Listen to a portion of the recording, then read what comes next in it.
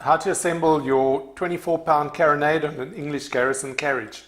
These instructions you'll find in your kit, and inside your instructions you've got a photo with each part labeled and a step-by-step assembly of how to do it. We've got the carriage left and right side. We've got the barrel with the elevation block. That is the elevation plank. We've got the nuts, 3 nuts and bolts that go across the transom through these 3 holes. Then we've got the linchpins. The linchpins go into the end of the axles, 1 on each side, to hold on the wheels. Then we've got the little rear transom that goes right at the back to keep the sides apart. Okay, let's start. First thing we need to do is fit the bolts across through the 3 holes. It's 1, 2, and 3. Okay, this is where it gets tricky. Lucky I've done this before. Your axle's got a little locating tab on the top to stop the axle turning round and round. That needs to go into the hole for the axle here and locates in right at the top. There's a little cutout for that tab. So there we have it in place. Right, next we can fit the elevation block. That slides over the middle bolt. It fits like that. Oops, there goes the axle.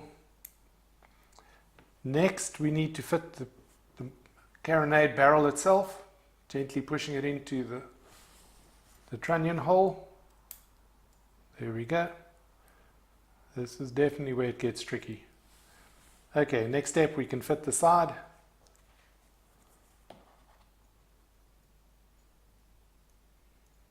Try and line up all the nuts without pushing them, all the bolts without pushing them out the other side. Make sure the trunnion's in place, and then the tab needs to be lined up with the axle. Okay, that's good.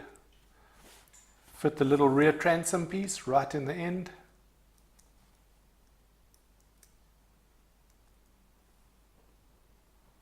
This is where you need another pair of hands.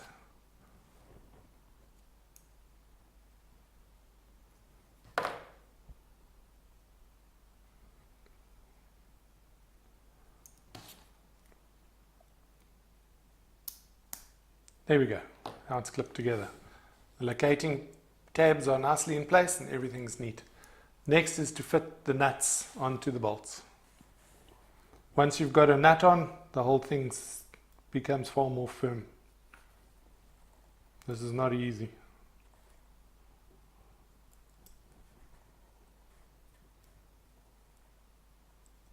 There we go.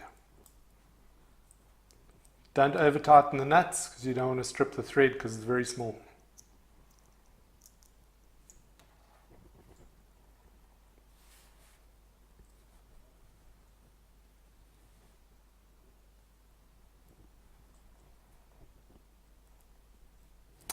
That one just doesn't want to go on.